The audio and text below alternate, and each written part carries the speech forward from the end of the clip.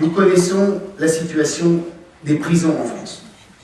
Et c'est un sujet que je connais très bien. J'étais membre de la commission d'enquête sur les prisons en 1999. Il y a eu un rapport avec des conclusions, et ces conclusions, elles ont été approuvées à l'unanimité du Parlement.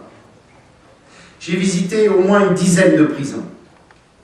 J'y ai consacré beaucoup de temps, en dialoguant à la fois avec les détenus, les intervenants sociaux, les gardiens de prison, les médecins, les infirmières qui travaillent dans le monde carcéral.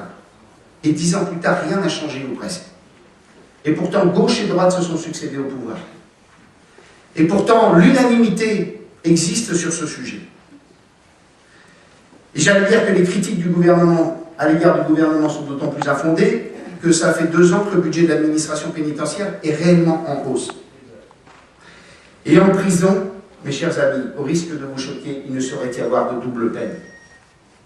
La peine normale, légitime, celle de la sanction liée à des crimes et des délits.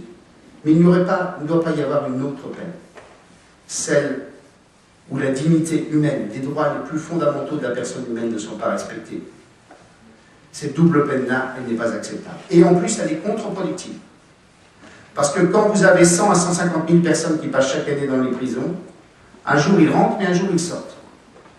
Et vous avez tout intérêt à préparer les conditions de la sortie, les conditions de la réinsertion.